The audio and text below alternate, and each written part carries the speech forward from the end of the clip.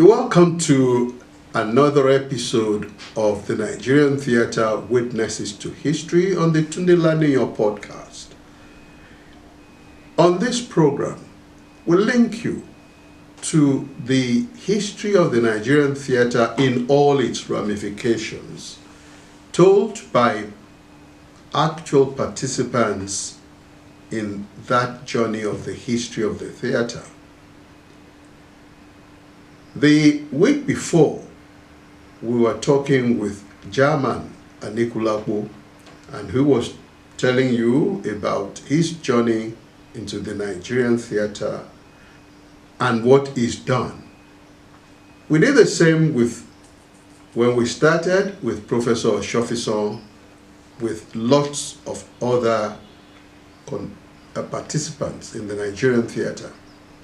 And last week, we began this journey with Mr. Dele Morakinyo, who has been an active participant in diverse areas of the Nigerian theatre and is taking you through his journey from when he was young to when he started to have an alliance with different theatre participants in Ife and in Ibadan. How he was employed into the Nigerian theatre as one of the pioneers of the NTA theatre group in the 70s. Today, we resume our discussion, a very, very diligent discussion. And today, Dele is going to continue his discussion and take us again through the diverse areas of the theatre that he's been involved with. He mentioned so many names. He's going to mention more names in this episode. So let's go back to where we left off last week. We left off when the NTA Theatre Group was started. You said about 7 of you were employed from Ife. Can you remember some of their names? Yes. And some of those who joined from Ibadan? Thank you very much. Lilian Azaka was Azaka. I mentioned Selina Eva already. They were from Bende Art Council. Yes. They were employed direct from Ife. Yes. Because they also, the 2 ladies also came for that program.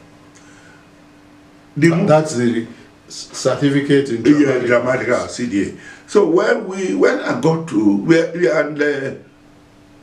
it was the vision as espoused by the initiator of that program, Professor Wole, was that, look, it was established to bring practitioners who are outside already doing their own bits, to come for one academic session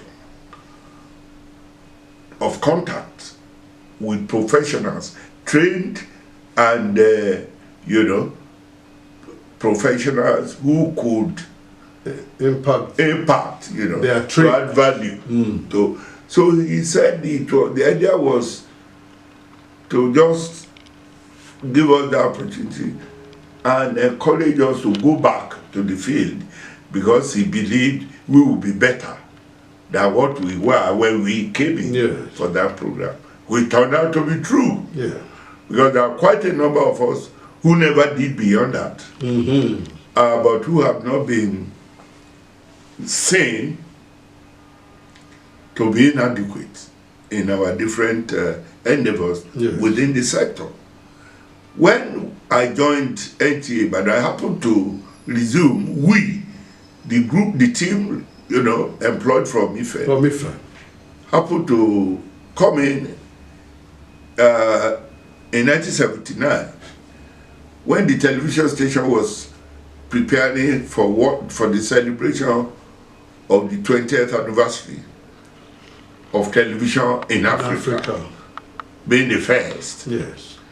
So I was just summoned to, I was somebody just came to my office there and said, come. We learned that you specialize in playwriting. I said, yes. He said, the committee for the celebration of the 20th anniversary, that they would like to see me in the office of the chairman, who then was Mr. Moyo Gundipe of blessed memory, was who happened to have been my senior in secondary school. That's in Christ School at Christ School at Ekiti, yes. He was in Upper 6 when I was in Form 1. So when I got there, I looked at him and said, I was, look, you read it? I said, yes. Okay. We want you to, they gave me, they said there's one book written by Ajaluleru, title written by, they said Agbola Okediji. I said, no. The people were surprised that, what do you mean? That we've written it? I said, no. I said there was Agbola Okediji on radio, was a newscaster. Yeah. I said, but the playwright is Oladejo Okediji. And they brought out the book and found out that I was correct. Yes. It's a novel, it's a storybook. But then the committee wanted an adaptation. Yes. For drama, 30 minutes, soap.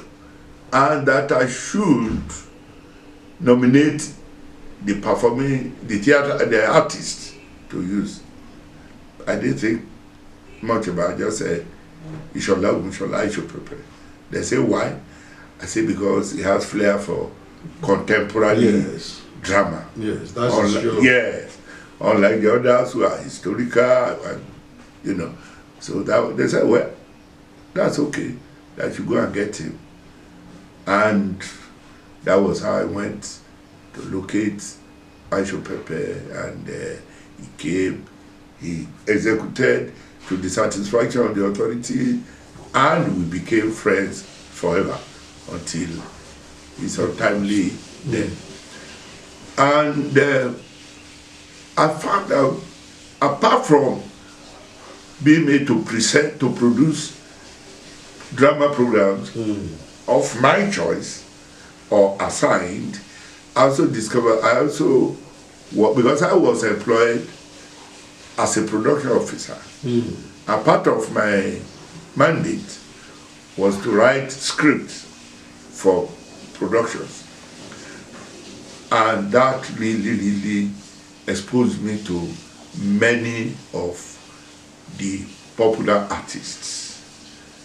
Up to today, I still feel privileged that in my office, every drama synopsis, artists were asked to submit synopsis for vetting before they could be given time for recording. Yes. So every synopsis written was coming to my table for vetting.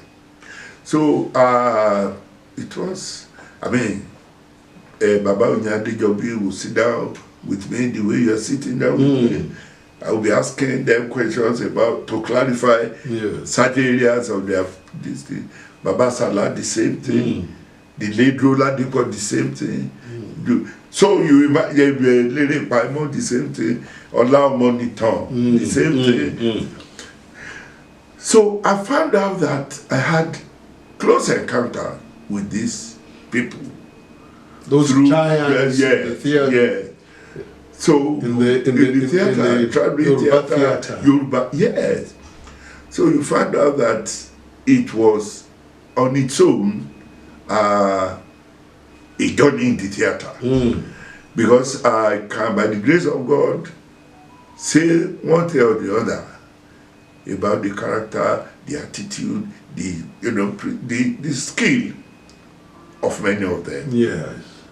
Until he passed on, Baba Salah remained an artist who always looked for me. Even when he had been, was barely out of the attack of stroke and so, Baba would still tag along a caregiver and come to look for me in my Lagos, in the station where I was working in Lagos there, to say, Mr. Dele, I will be saying, Baba, hello, Mercy. You can no longer do. To show that these people saw theater as their only life. Even dying, he felt that was the only thing he wanted to do. And this is one of those things I have seen in those people. So in NTA Ibadan, we were just like quite formidable. Yes. Our involvement in the 20th anniversary then, which, you know, we brought in, the station brought in artists, productions from various stations. Ichoku came from the east, that were reigning on television there across the nation. Sabanja from we brought them, yes, they came to participate, and it was a very big. Then there were artists recorded at various locations. Fela was brought to Ife by the organizing committee to perform at the amphitheater. Manu Dibango was brought in from France to perform in Unilag. You know, Steve Rhodes was also involved. Sonny Okosun was involved. Unilag main auditorium, where very many, where all these performances took place.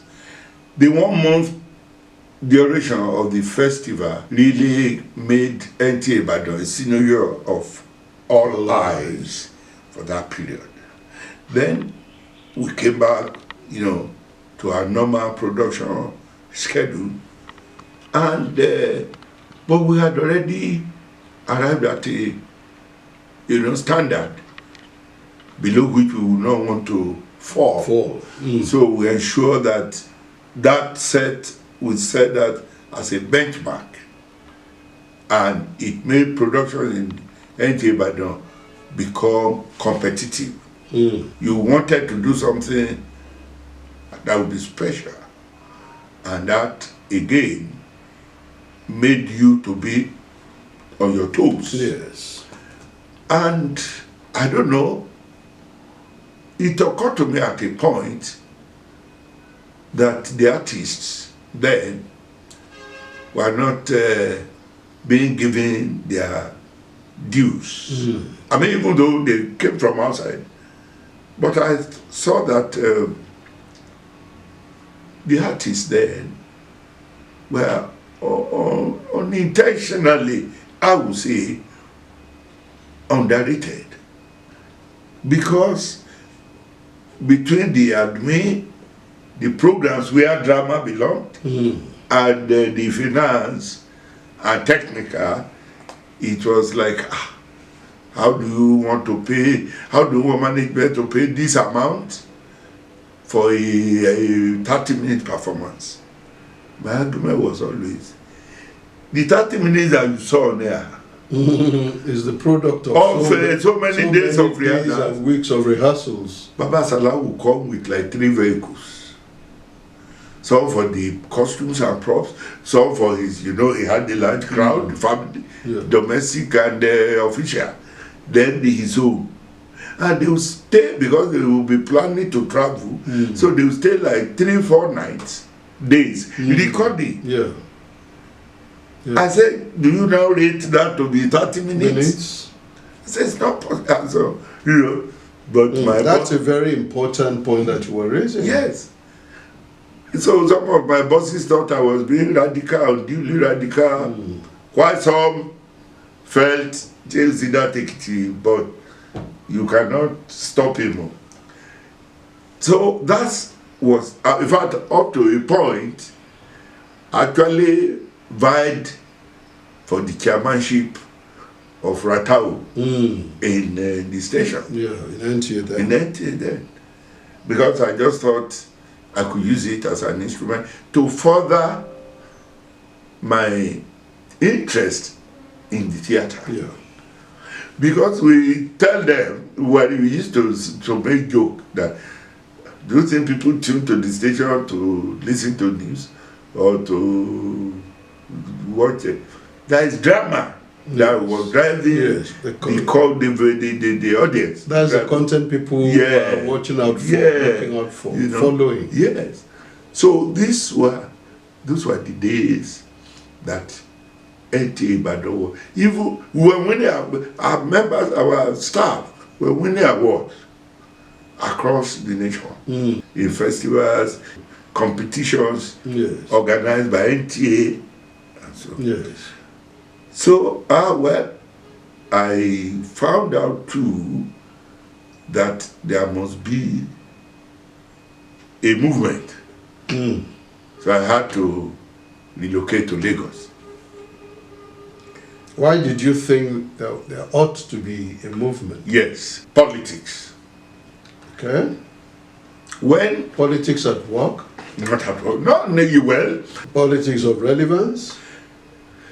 Well, not really. No, because I know that when I turned in my letter of resignation, my boss then, who was out of the station, who was on deployment to the headquarters, when he came and saw my letter of resignation, he actually came to my house in Abu in your area to ask me to come and withdraw my resignation letter. That was because he was not around, that he would not have allowed whatever it was that made me to want to resign. He said because it wasn't that I found another job. But more importantly, when I left NTA, then, on the spur of the moment, there was TSOS then. Yes. Television Service of Oyo State. Under Chief Bola as governor. Yemi Falumbi as special advisor of broadcasting. Then Laulu Oguniyi as the head of programs. So then, they provided an avenue to express ourselves theatrically. So I started what I call Mr. Elisha. Mr. Elisha was a series based on my, do I say recap of my father as a teacher from the village, but who had this domineering influence in his society. So that was whoever is familiar with with the village headmaster, will see that village headmaster revolves around the headmaster and the community. Yes. But Mr. Elisha revolves around the teacher. Around the teacher in the school. So I had I have now a professor, big professor in the US, had Henry Folusho, who is now with in the UK, Ayolu Asame of blessed memory. These were the people that I had in Mr. Elisha. And Folusho Adediba, who is still very much with us, was the producer attached to the program by the station then. But when the new government took over from Bola Ige's government, everything became topsy-turvy, and we were no longer enjoying it. That was 1983. Yeah. With Sam Loco, myself. Sam Loco was doing 2 comedy slots. With the station, I was doing 1 slot. And so we just saw that it was not one. The fees were drastically cut, slashed, without discussions with the artist, and by then I was already on the interesting book of NTA Ibadan, because we had formed what we call the ANTP, and I was attending the meeting when we needed to meet the management of NTA Ibadan. I was the one to be the spokesman. One, having been a staff with be on their staff. Two, they believe they will need somebody who must speak Oyibo to them. And so we got there.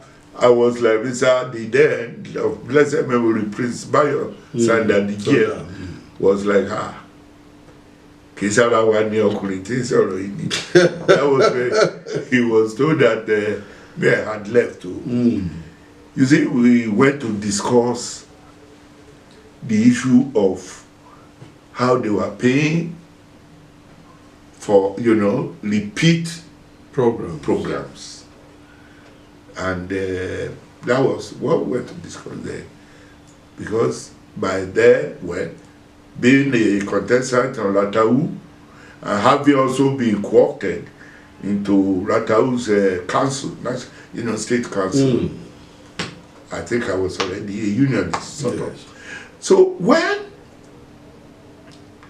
I just saw that, and again, I had to save my name. There was the issue of a freelance artist who was coming around with some students. I was asked to record them, and I found out that it was a poor product, that I would need much more time than I envisaged to edit.